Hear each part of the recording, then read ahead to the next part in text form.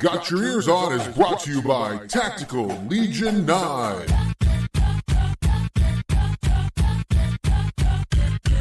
Hi, everybody, and welcome to this week's episode of Got Your Eers On. Guido here, along with Scoot. Yo, yo, yo. And Johnson. Happy New Year, Guido. We are entering calendar year 5 of the Got Your Eers On podcast, gentlemen. Or, well, as I like to refer to it, year 2. Right. Year 2. That's true. This is year 2. That's Year That's 2 true, of our Steve. show. Of the show. Give us a break. That's right. But Guido, somewhere we were trying to figure it out. Somewhere in December, we blew by our 150th episode. We're just short of 50,000 downloads. Scoot, things that we aspired to, but I'm not sure when we set out on the good ship GYEO that we thought we would be doing. So pretty cool. Like good job us. Good job us. I knew we could do it. I knew you guys could do it. I knew you'd stick with it for the long haul with us. So no, it's fun. I think that when we started doing the show, we were like, we're just gonna get on. We're gonna talk about some WVU stuff. It won't be that stressful. And then it ended up getting stressful. It's been a stress. I feel like before we did the show, it wasn't as stressful, but now that we do the show, it's kind of stressful. Don't you think, Scoot? We didn't look our age when we started the show. Right. We are much older. We look much older now. Yes, we looked like baby-faced back in the day. And I feel like it hasn't gotten any better with this basketball team recently. Over the past couple days, we've played 2 games in conference, and Johnson has not gone well for the old Mountaineers. It's been a big bad road trip, Guido. I think we losing to Kansas State 82-76, this really wasn't a whole lot to analyze afterward. I think we miss 18 foul shots. I think we turned the ball over 20 times. This game was well in hand in the first half, and then Scoot, we just sort of spend the second half just sort of gradually fumbling it away. Yes, much like you and I were hitting the snacks and the hors d'oeuvres leading up to the big event, I was more worried about my cheese plate than apparently the Mountaineers were taking care of the basketball. Well, and Guido, Scoot and I watched this game together, and I know a lot of people were peeved. Can I use that word? That feels like a PG word, peeved. That's very PG. At the officials in this game, and in the Little Apple, Scoot. I know that's your fave. In the Little Apple. The Octagon of Doom, may I add. Also hate that. But I think Bramblage. Scoot made a really good comment as we're watching that game, because they had some sawed off point guard from the Munchkinville in running the offense, and people named Noel. Yes, thank you. People were irate at some of the fouls he was drawing, and Scoot made a good point during the game. He's like, hey, he's playing the game within the game. Like, I mean, you might not like it, but don't let the guy drive unabashedly to the bucket and put on a performance and draw a foul. And that's what he did all second half, and just sort of gradually, chipped away at that lead. So let's talk real quick about officiating for these 2 games, because I think you guys and most WVU fans would talk about how poor the officiating was for these first 2 conference games of the season, and how that affected us, Johnson. I mean, do you think that is this the real case? I mean, everybody got all up in arms on that technical foul in the game last night. Maybe it was a good call. I would just be, I'll be devil's advocate a little bit here, Guido, because yes, has the officiating been bad? I would say yes, but I would submit it's been bad for everybody. Like, I have a feeling if you went and talked to fans of the Pokes, fans of the Cats, they're not any happier than we would be. Now, the technicals on Stevenson are one thing. We're going to get, I know we're going to get to that, but against Kansas State, I mean, this was like a foul-a-thon. So against Kansas State, we shot 38 free throws. They shot 34. I mean, that's a lot of fouls. Would you say the acronym would have been EMAF instead of EMAW? Every man a fouler or something? Yes, every Is that man a what you're saying? fouler, yes. Well, and then against Oklahoma State, Guido, it's much the same thing. I mean, WVU, you didn't like the refs against Oklahoma State. They shoot 11 more free throws, 28-17 against Oklahoma State. Now, were the fouls untimely and did they have a huge factor? Yes, but I think officiating is just kind of the more basketball we watch, guys, the more I think it's just bad all the way around.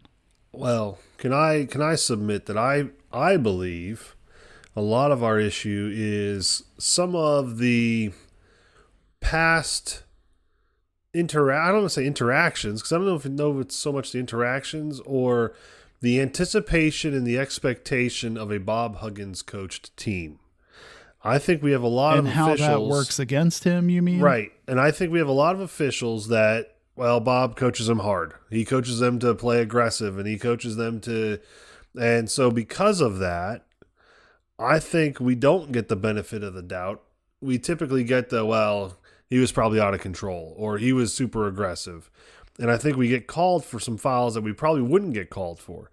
I think we saw a little bit of that last night in the sense that, and I know we're going to talk a lot more about it, but you look at Erik Stevenson versus some of these other characters from Oklahoma State, and some of what they were doing, we talked about it in text, equally, I don't want to say equally, but as, similar, worthy of a technical, I would say. Some of the stuff that Caleb Boone was doing didn't get called. I think he in particular, I mean, different, gesturing about the ball off the head, mocking someone at one point down the court. Slashing the throat. The throat slashes. Yeah, I mean, it felt like, come on, it's not equitable in that department. But you're in Stillwater.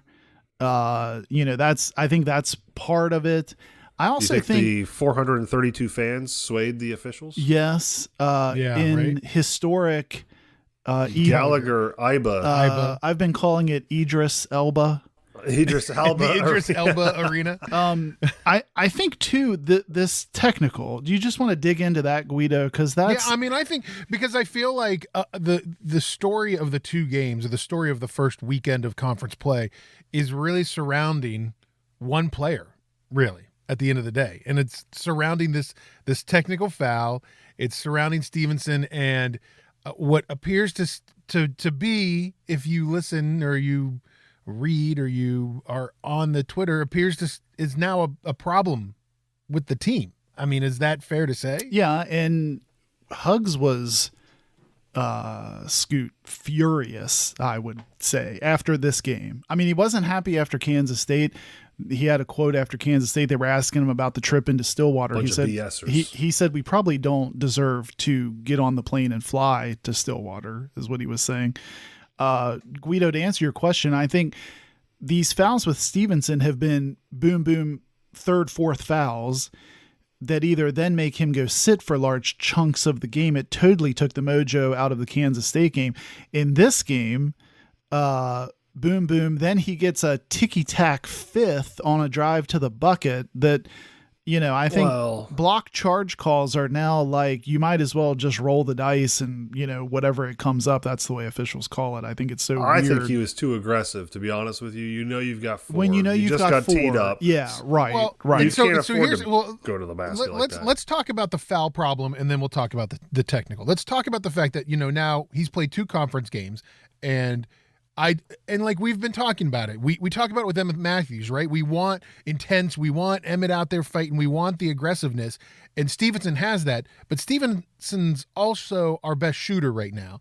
And so you can't have 2 games back to back where he's fouling out. I mean, he fouled out of the Kansas State game. He fouls out of the Oklahoma State game. Like, you can't have the guy who is the one that's hitting the three. And until Trey Mitchell decides to start hitting 3-pointers on a regular basis, Erik Stevenson can't be fouling out of games. Yeah, and that's what Huggs said, essentially. We can't have one guy changing the game. And I think that's what he's directly talking about, because then like in this Oklahoma State game, he was kind of a one-man rally, 3 straight threes.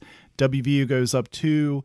The grab of the crotchal region, Scoot, occurs. I think he did say crotchal, which I didn't know that was something you throw an AL at the end of. I mean, I don't know, but it was, might I add as an aside, it was explained to Hugs that it was directed toward Marcus Smart, which I find so ironic because anyone who's been alive more than 5 years or something saw Marcus Smart play at Oklahoma State probably doing way worse things than crotchal region grabs, right? But I mean, are we, the question I was going to ask, Guido, is it the ref's responsibility to protect a guy sitting courtside from a taunt? Well, I think it's the ref's responsibility to, and this is what the answer would be. It's the ref's responsibility to uphold the integrity of the game as it is being televised and the Big 12. And so they don't want that, that vibe, whatever you want to call it. No, that's a good through. answer. No, I think that's what they would say. I like that Are answer. you but ticked, it's though, that he mentioned Marcus Smart's name? I am a little bit, in the sense that, like, if Guido is sitting courtside, is he going to say, well, I saw him grab his crotch and Guido's a line of sight? No, he's not going to use your name.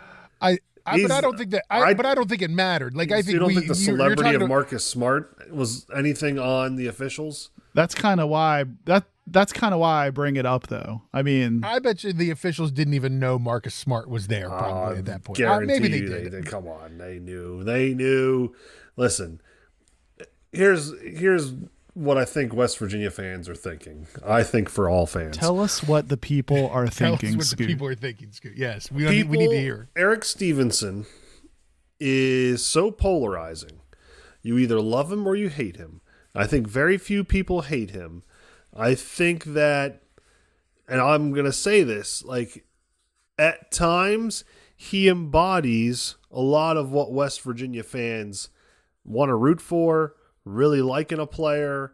I think I speak for a lot of people in saying that up until his recent foul escapades here, people would have said, man, I wish we had this guy for 4 years, not just, the couple months that we're actually going to get to see him play. Well, and that's your point, right, Guido? You're asking for intensity. Here's Erik Stevenson. I mean, he is it's hard to root everything against that him. we've been wanting in a player. He's everything that nobody was last year. Well, would you agree then he just needs, like, that wasn't necessary? Like, I don't think it was bad. I don't think it was T-worthy, but it wasn't necessary. And at that point in the game, he has to know, like... Here's the problem we have, right? Is that he's the leader. Yeah. Right. We don't have another leader who can pull him aside and be, hey, man, we're not going to do that. Like, we don't have that. Like, I don't want to compare him to Javon Carter. I mean, we have Emmett. Emmett should be doing that, if anybody. I don't know that's Emmett's unfortunately, I don't think that's Emmett's personality, right? I think Emmett's a quiet guy. He kind of comes across like a quiet guy who occasionally has this intense, quiet rage inside him where he goes aggressive Emmett and will throw down some thunderous dunks. But that's not all the time. I think so that ends up being Hugs. Right. So Hugs ends up being the guy telling him, hey, listen, yeah, hit the bricks, buddy, if you don't calm down. Well, and Guido, we had a quick conversation too. Scoot and I were talking about, just to one last thing about Stevenson, after his third foul, so even prior to the technical, the camera stayed on him a bit. Sideline's trying to sub him out. He's not getting in line for the free throw because he's arguing with Scoot, I think Larry Harrison, on the sideline. Yeah, Uncle Larry was giving him a talk. Really animatedly, like, I'm not coming out. Don't sub me out. I think it's those things. Like, I think you have that already. That sort of feels like Stevenson's base layer. Then you have something like the technical happen. And I think Hugs is like, I can't do, like, I'm screaming at the kid, like, now it's a mess. Right? Unfortunately, and I don't think it's really his position to be this guy, but maybe it needs to be like an Alex Ruoff, right? Maybe it needs to be a younger guy that's kind of been there, done that. maybe he needs to be that guy that pulls Erik Stevenson aside and say, like, listen, I get your passion. I get you're excited. You hit a bunch of 3-pointers. Really, he was freaking on fire. But, like, hey, man, save that for the locker room. You want to run your mouth about, you know, Marcus Smart or how they were being rude to you or what? I don't, you know, maybe Marcus Smart said something to him beforehand. We have no idea. We'll never know that.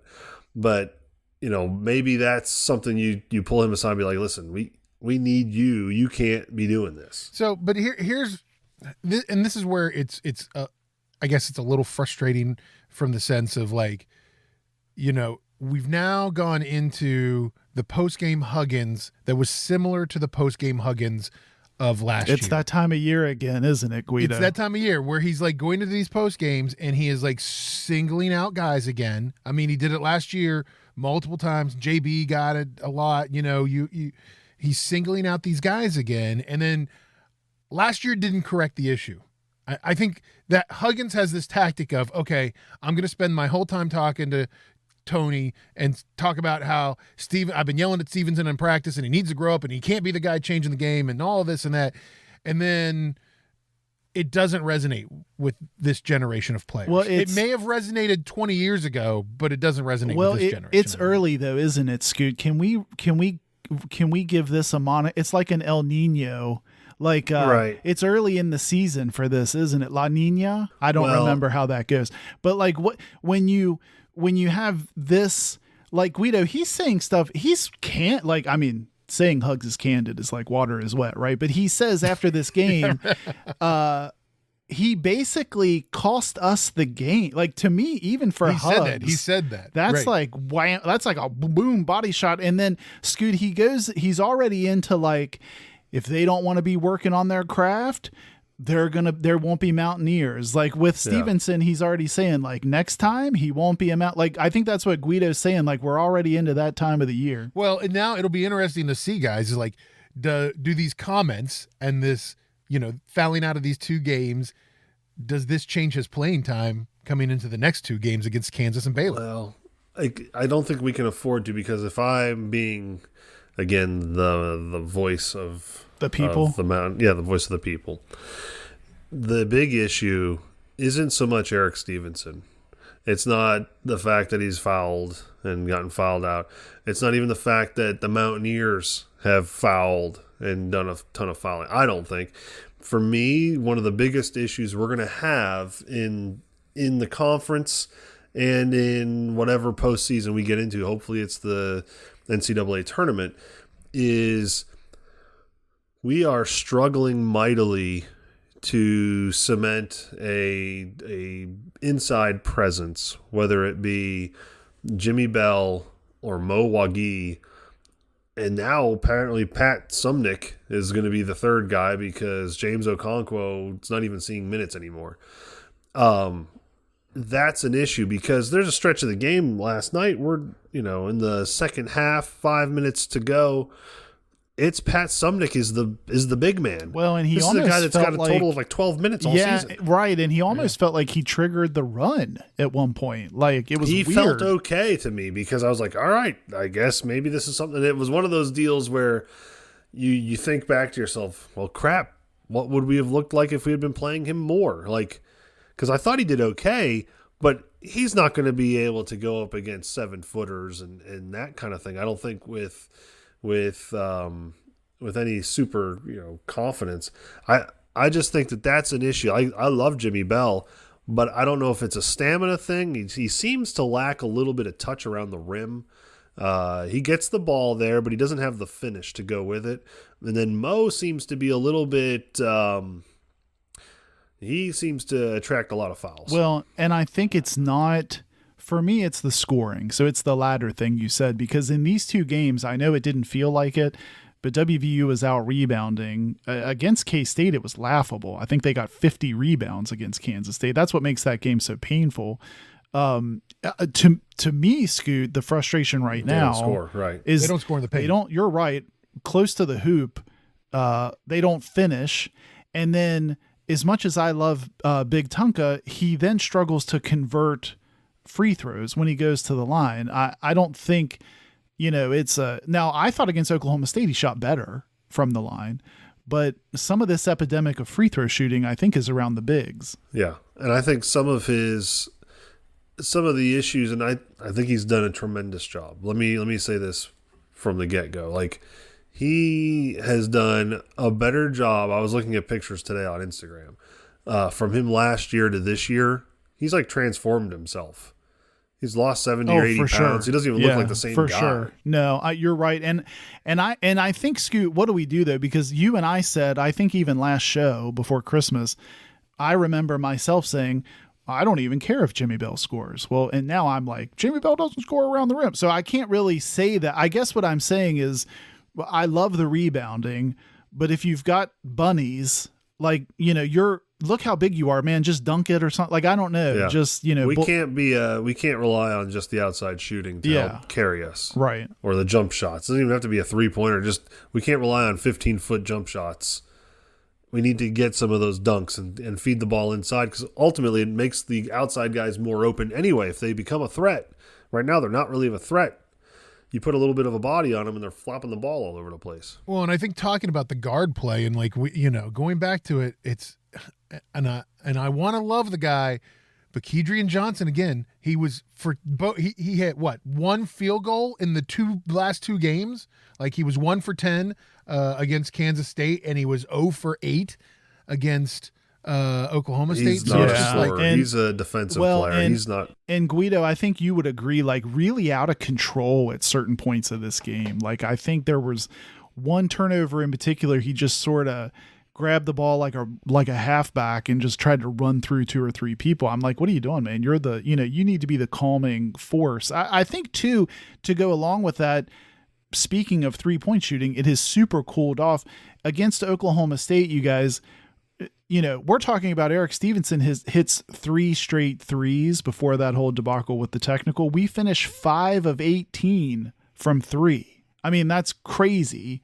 Take those 3 threes away. I mean, we couldn't be more cold from the outside. So I don't know. I think that puts more pressure when you're getting so many rebounds. You got to get some putbacks. You got to finish around the rim. What I think we're all saying is, while the lightning rod right now is on Erik Stevenson and his technicals and his fouling out, in reality, that's not the reason why we're losing games. We're losing games because of the little things. And I told Johnson this yesterday. Erik Stevenson didn't foul out because of his technical and his offensive charge. He fouled out because he had 2 dumb little reaching ticky-tack fouls early at the start of the second half. Yeah, you're right. Like, at the top of the key kind of stuff. Like, you can't afford to do that, because ultimately that's what ended up costing him to foul out. The stupid little things like that. So we're back into this realm where I'm still positive. I'm still positive. Super positive. I'm still there. And I look at these first 2 games. It's early. I look at the Big 12, Johnson. The Big 12 is a juggernaut this season. Yeah, that's the thing, isn't it, Guido? Like, Scoot, I'm not positive, but like Guido's saying, I think Ken Palm has 9 of the Big 12's 10 teams in his top 50. I know you love a Kenneth Pomeroy reference. That's why I threw that in there. I said this to you guys yesterday. It's not crazy that 10 teams could possibly make it into this tournament. No, right. The 10th team that wasn't in there was Kansas State, who we just lost to. And then Tyler and they were like 57. They were like they're right. I think 52 or 57. Right there. Yeah, you're right. Right. They're right outside the top 50. And then at Tyler Dreeling, I don't remember who that is, but he put out a tweet that we saved in the show notes. Out of the 362 basketball teams in Division I, per ESPN's BPI, I'm trying to remember what BPI means. I know what BDI is. That's what Dick Vitale calls the Ball Dome Index. It must be like the Big Power Index or something. I don't know. The 10 toughest... Big Perm. Big Perm. Big Worm. The 10 toughest remaining schedules belong to, drumroll please, Guido, every team in the Big 12. That's who it is. WVU's ranked 9th. I mean, so Guido's right. It's like the painful part of There's this no road bottom. trip. Yeah, there's no bottom. These two games were, especially that Kansas State game, felt like it was on a platter for you to grab. It's going to be so hard to win on the road. You had one and really two after Erik Stevenson's threes, and you come home empty-handed, and your reward is now you come home and play number 4 Kansas next game. then I Baylor. mean, yeah, it's just like, man. Yeah, so we play Kansas Saturday in the Coliseum. It's a Gold Rush day, guys. Oh. Get your Gold Rush Scoot on. like some gold. I do. I like Velveeta. Kind of annoying. Saturday 6:00 game on ESPN Plus. Like, don't you feel like WVU Kansas should be at least give me an Yes, ESPN? I do agree with you. That stinks. It doesn't make any sense. It'll be 2 top 25 teams. I mean, The last game was on ESPNU. This game is on ESPN Plus. what are we doing? What are we doing? But anyway, so we do I think the good thing is that this holiday travel, doing the New Year's Eve game, then having to play the Monday after New Year's Day, and maybe that messed it up. Some of the That's guys tough. I don't think were able to get home because of the airline issues and stuff. Because I think I read some tweets or something about some of the guys just trying to find places to eat that were good over the holidays locally because they weren't able to get home. I think you're So right. hopefully now, we get a little bit of a reprieve. We don't have to play again until Saturday. Then we're off until Wednesday after that. So, hopefully this will get this team, back together a little bit. I hope so, Guido. Now, Scoot, I was going to ask you a show or two ago, we were debating. I said that the non-conference schedule and record had me hopeful because if this team can hold its own, maybe 9-9 in conference, go 500 in conference, that feels more than enough in this conference to propel you forward.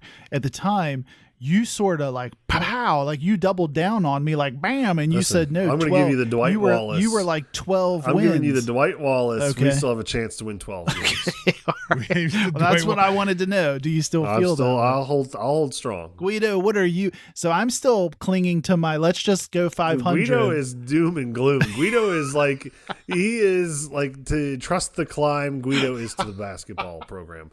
So Right. like he's like not trusting the fix Coliseum. it. The fix it. He's not trusting the fix it. Scoot, let me ask you this. I'm not gonna the hashtag fixing it. Let me ask you this, Scoot. Let's say but not next week's show, because next week's show will be 0-3. And let's say after that we're 1-4.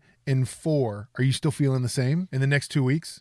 I might be. It just depends on how we look. Like if we are competitive with Kansas and Baylor, it's very possible.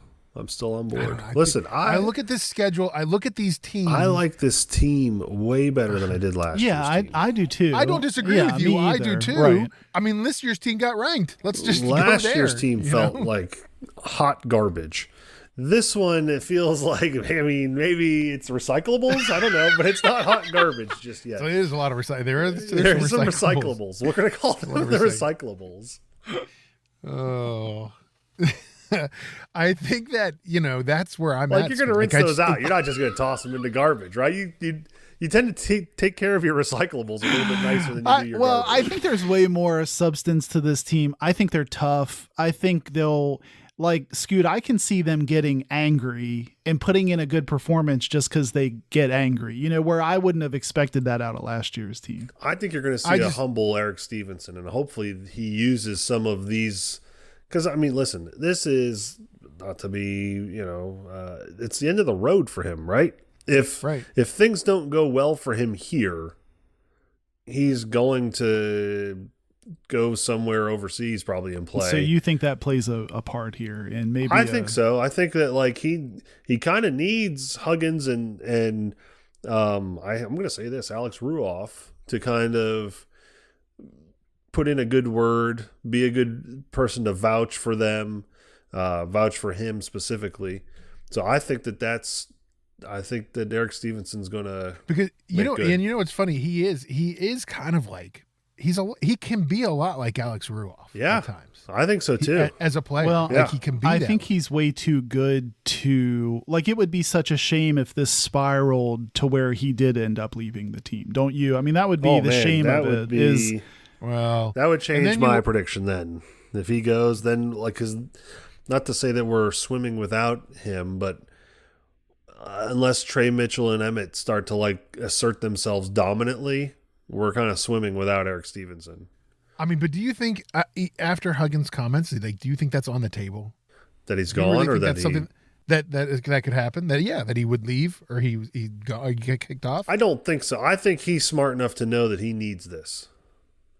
Erik Stevenson is. Well, but Guido, I would say is Huggins smart enough to know he needs it?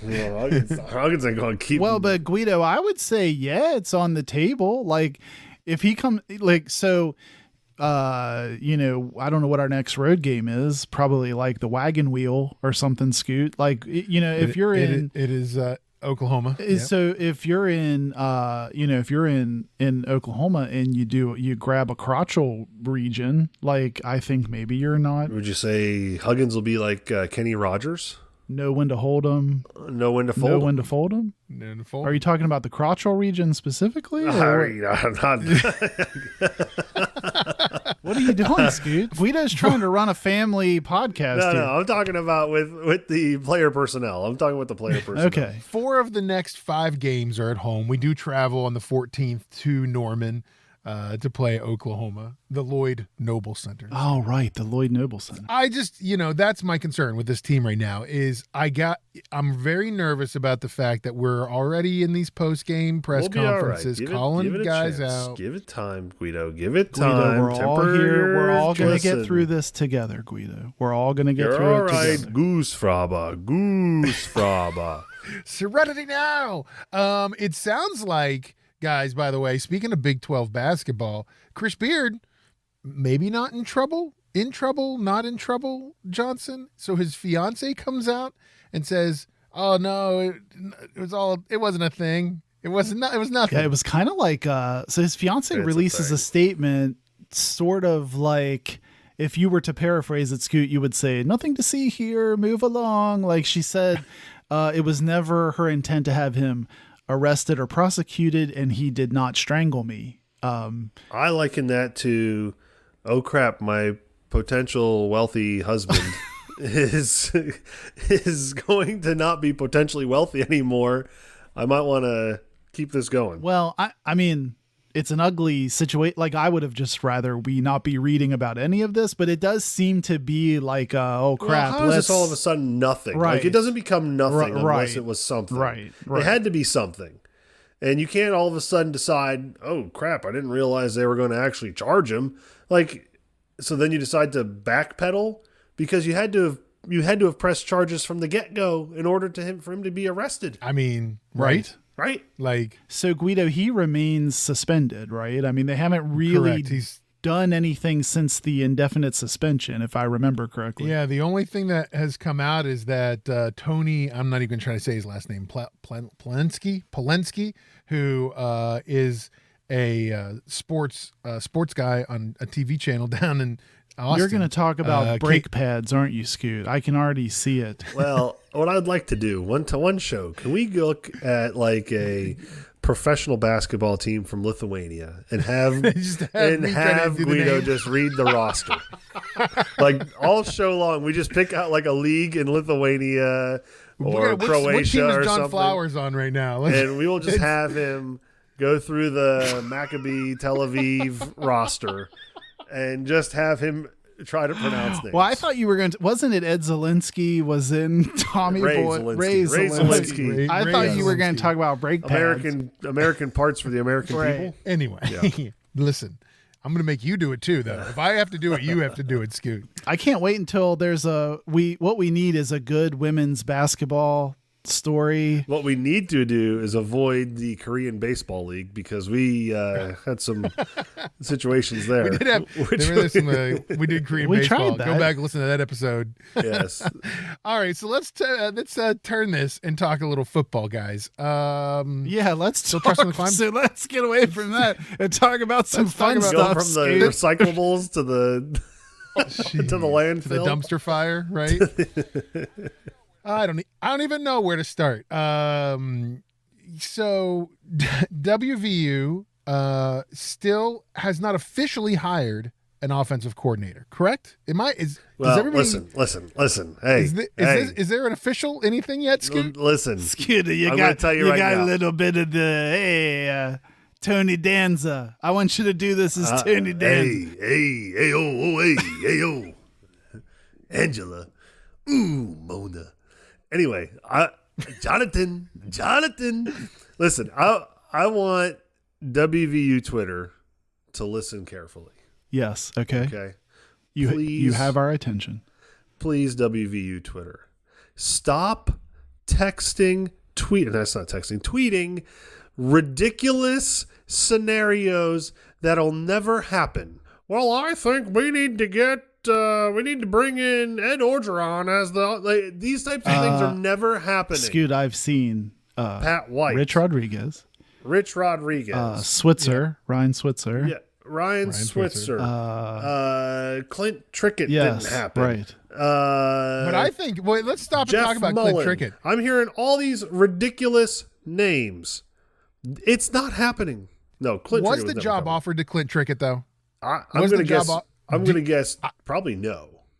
Maybe lip service. Maybe on the listen. I don't know. It kind of felt like it was. It felt like it was. Okay, I'm going to say this, right? Somebody may be named the offensive coordinator that's not currently on the staff. They might hire somebody. But I'm telling you right now, West Virginia Twitter, the offensive coordinator is head coach Neil Brown. Yeah, it's going to rhyme with... He was the offensive coordinator from the week we started to suck. If you noticed, things went really bad with our offense. Interesting. Graham Harrell gone. JT Daniels gone. Like, those guys, they were You're probably something apartment shopping. feels familiar about this offense.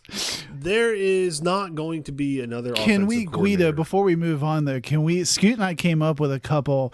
Remember how you used to drive toward Morgantown, you'd see big signs for Touchdown City? Remember that?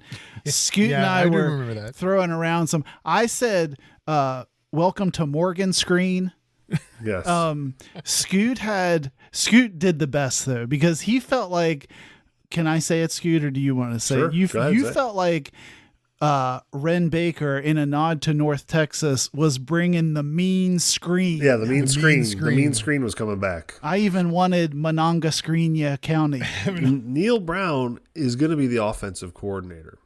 He may not be that in title, but he is going to be your offensive I coordinator. agree.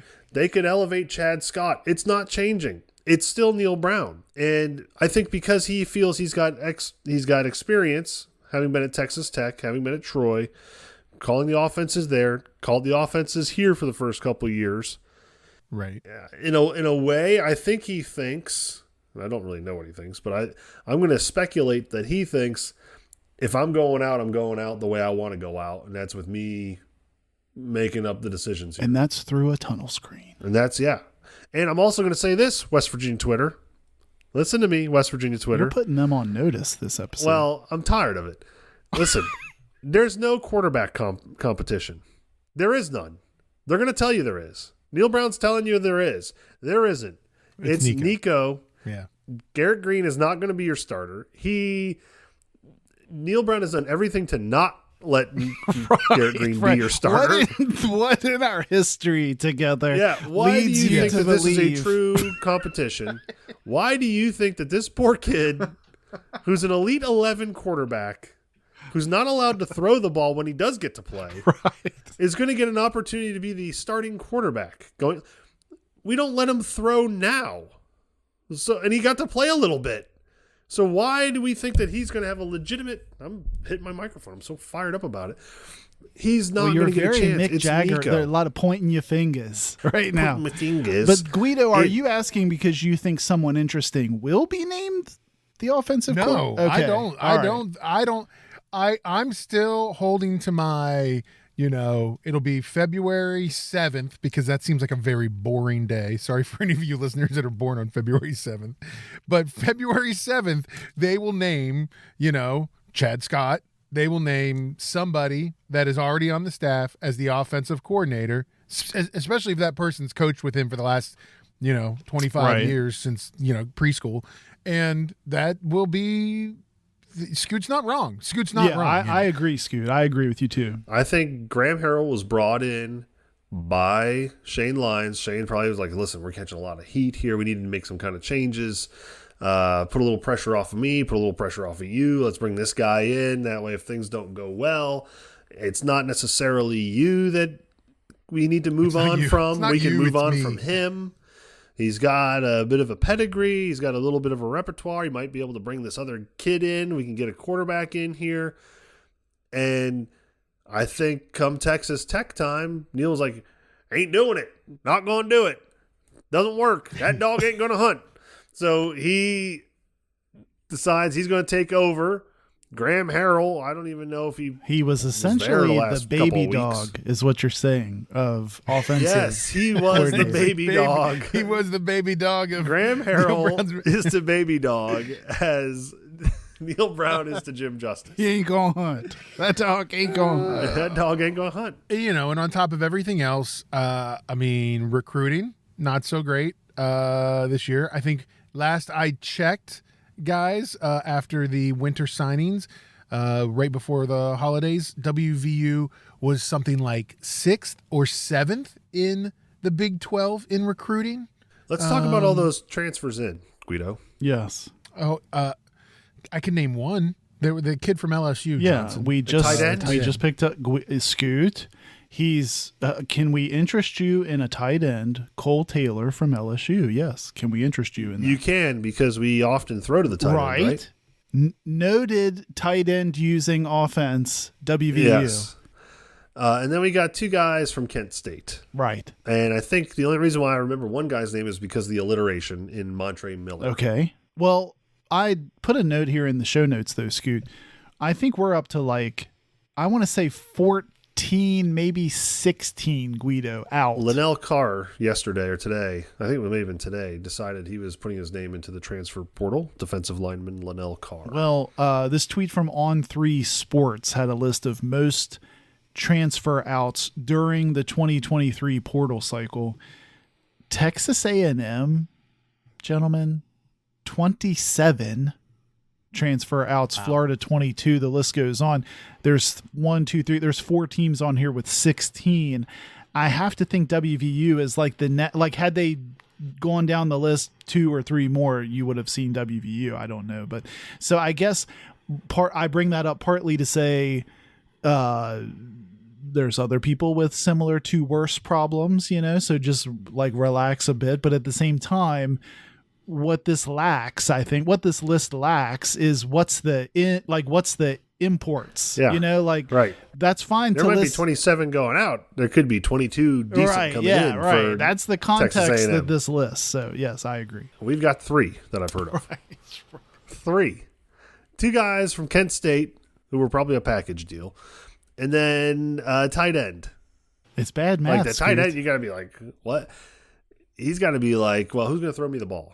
Well, we're having a quarterback competition. Johnson, oddly enough, just did some quick math for you because I know Scoot can't handle the math, so I did the math. Scoot loves some math. Oh, I'm impressed with your math. I'm worried about what the numbers are going to be here because I'm worried about Guido's math. I may not like it, but I don't know that he's good at it. West Virginia's 16 as well. West Virginia got so kindly left off the list, alphabetically left off this list. Yes. Scoot, Jackson State, 18. Yeah, and they're all going to CU. They coming. By the way, did you hear where Goose landed? Did you hear where the Goose landed? No, actually, I didn't.